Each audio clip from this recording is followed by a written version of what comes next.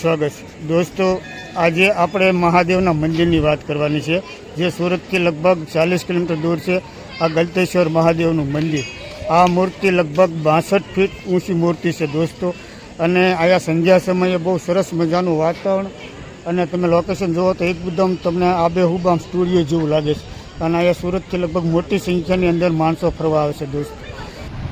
Hello દોસ્તો, તો હર હર મહાદેવ. દોસ્તો, આપણે અત્યારે અહીં પહોંચ્યા છીએ સુરતથી લગભગ 40 કિલોમીટર દૂર, અને કામરેજ 4 રસ્તાથી 17 કિલોમીટર દૂર એક સરસ મજાનું ગલતેશ્વર મહાદેવનું મંદિર છે દોસ્તો. જો દોસ્તો તમે જોઈ શકો છો, આ જે લાઈન છે અને ગાર્ડન દેખાઈ રહ્યો છે તમને, આ છે સંધ્યા સમયનો સમય છે દોસ્તો. અત્યારે સંધ્યાનો સમય છે એટલે રંગબેરંગી લાઇટો તમને જોવા મળશે દોસ્તો. અને આ ગાર્ડનની અંદર મોટાભાગના પરિવાર બાળકો સાથે ફોટા પડાવતા હોય છે દોસ્તો. જો આ જગ્યાએ તમારા ગલતેશ્વર મહાદેવના મંદિરે આવવું હોય દોસ્તો, તો તમે કામરેજથી 17 કિલોમીટર દૂર તાપી કિનારે આ ભવ્ય મહાદેવનું મંદિર આવેલું છે. અને આયા તમે સરસ મજાના પરિવાર સાથે આવી અને તમે પૂરો દિવસ એન્જોય કરી શકો છો. અહીંયા બપોરના સમયે જમવાની પણ સરસ મજાની વ્યવસ્થા છે. અને એ સિવાય આના પૂરા પટાંગણની અંદર તમને સરસ મજાની ફરવાની પણ મજા આવશે. અને બાજુમાં સરસ મજાનો સ્વિમિંગ પુલ પણ છે. જો તમારે નાહવાનું હોય ઉનાળામાં, તો અહીંયા તમને સરસ મજાની નાહવાની પણ બહુ સરસ મજાની વ્યવસ્થા દે દોસ્તો. તમે જો આ ગાર્ડન કેટલો સરસ, એમાં સંધ્યા સમયે તો ખૂબ સરસ તમને અહીંયા જોવા મળશે દોસ્તો. અને અહીંયા 62 ફૂટ મૂર્તિ છે, તેના પણ દર્શન કરીએ.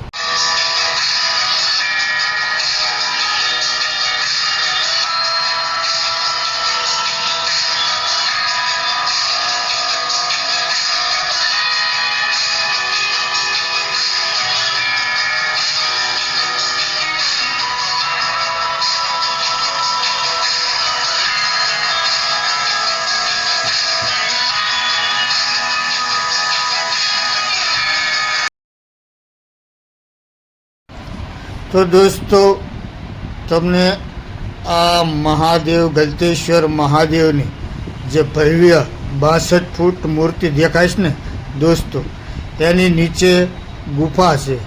અને ગુફાની અંદર દોસ્તો 12 જ્યોતિર્લિંગની સ્થાપના કરેલી છે.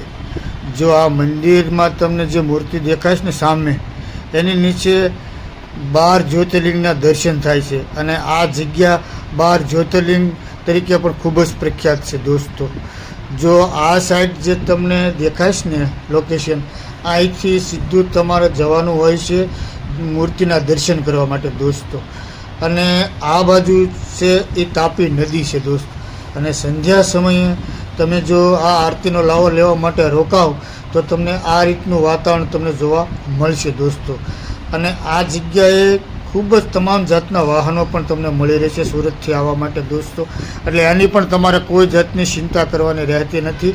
અને પૂરા પરિવારનો વન ડે ટૂર ગોઠવીને તમે અહીંયા આરામથી આવી શકો છો. આજે રવિવાર છે એટલે ખૂબ જ મોટી સંખ્યાની અંદર લોકો દર્શનાર્થીઓ આવી રહ્યા છે દોસ્તો.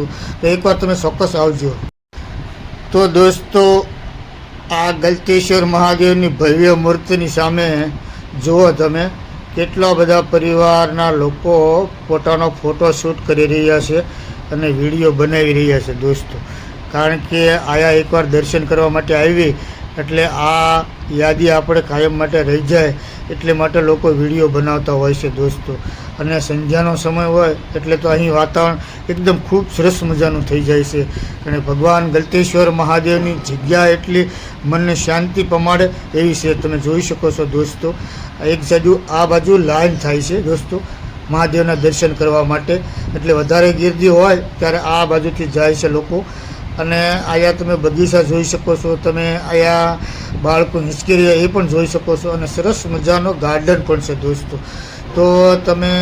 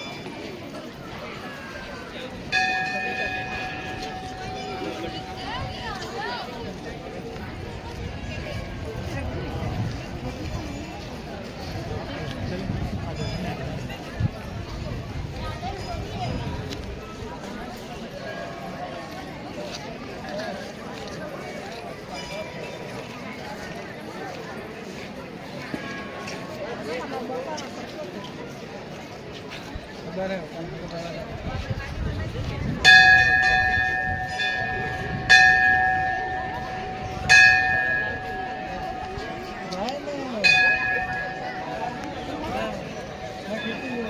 આ વિડીયો તમને ગમ્યો હોય તો લાઈક કરો, શેર કરો અને નવા હોય તો ચેનલને સબસ્ક્રાઈબ કરો. તો મળીએ બીજા આવા જ ધાર્મિક બ્લોગ સાથે. ત્યાં સુધી રજા લઈ. વિડીયો પૂરો જોવા બદલ આપનો ખૂબ ખૂબ આભાર. આવજો. સીતારામ, જય માતાજી, હર હર મહાદેવ.